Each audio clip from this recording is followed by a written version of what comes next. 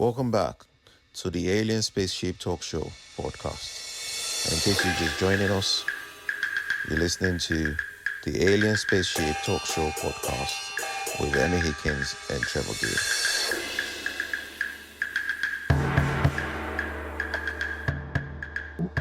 A massive vehicle lifting out of the Earth's atmosphere with 2 million parts. I mean, it's that much. So, and NASA were asked, I think, probably maybe to do with how it all was done. You know, does every part have to work well, satisfactorily, for this to succeed? And they said, well, no. They said that never happens, probably in any kind of contraption like that, any engine. But we get 99%. Well, 1% of, so let's say there's 1 million parts and there's more than that in that whole construction. 1% is 10,000 parts. In other words, they accept won't work. Now, many of them, it won't affect the mission, but some of them it could.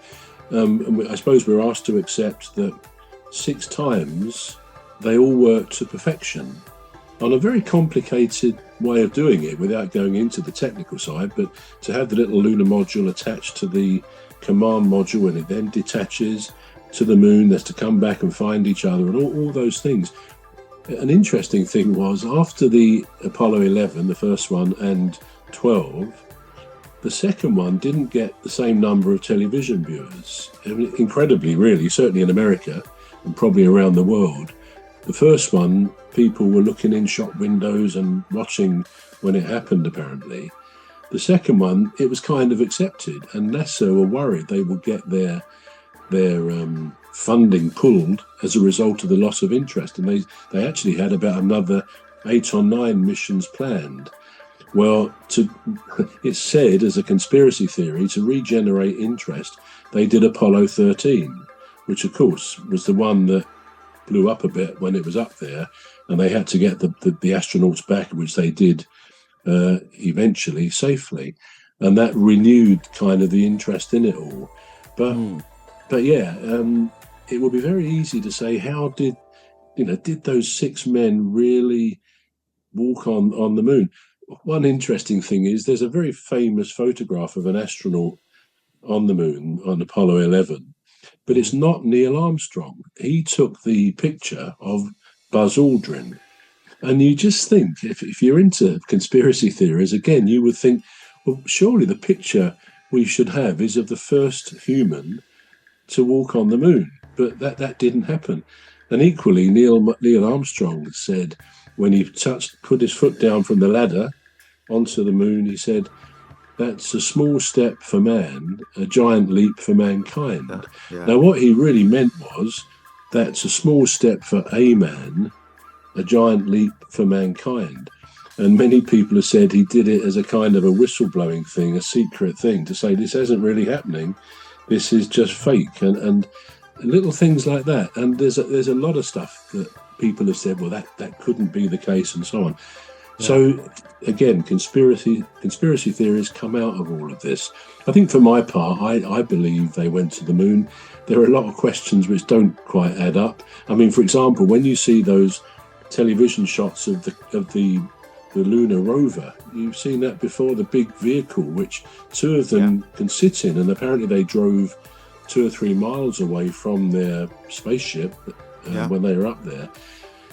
We're told that lunar rover sort of folded up and could go in the compartment immediately beneath this very fragile lunar rover. Well, if you actually look at them, you could say, there's no way that could possibly fit on the base bit, which is effectively the bit that stays on the moon, and the top bit goes up. So again, you'd be interested to know just how they could fold all of that up, something that size. But I don't say that to question it. I believe it happened, and I think I would need some evidence that it didn't before I questioned it. A final point is, why have they never gone back to the moon since then? If this was that straightforward to do it with the technology they had, 50 odd years ago, then why have they not gone back and built some sort of community there for research purposes and so on? Now, they're saying they do plan to go back, but I actually think they're planning to go to Mars before or around the same time that they go to the moon. And no doubt that will breed a load more conspiracy theories. Are they really going to Mars? So yeah, it's an interesting thing. What generates conspiracy theories? I think a recently famous one is somebody suggested that there is somebody who's playing a game, and that we on this wonderful planet Earth are parts of this game. We are. I don't know whether you remember the Nintendo Wii, something a console, a game you could play, and you had different characters. You could play games with it, and you could have Wii Fit and so on. And it's almost like someone is up there, we're all components, we're all pawns in this game, and I think I'll get that guy Trevor to do this now, and put plants a thought in my head. We've talked about thoughts before, haven't we? And how do we know where they come from? We're going to take a short break now. We're back shortly. You've been listening to the Alien Spaceship Talk Show with Trevor Gear and Emmy Hikins. The Alien Spaceship Talk Show podcast is looking for sponsors. If you're a company out there looking to spread the word about the products and services you provide, please get in touch with Deepstuff Radio Podcast on info@deepstuffrecords.com, or to use the contact form on our website to contact us, please visit radio.deepstuffrecords.com. Also, if you're looking to get involved on the Alien Spaceship Talk Show podcast, reach out via our Deepstuff Radio Facebook page. Thank you.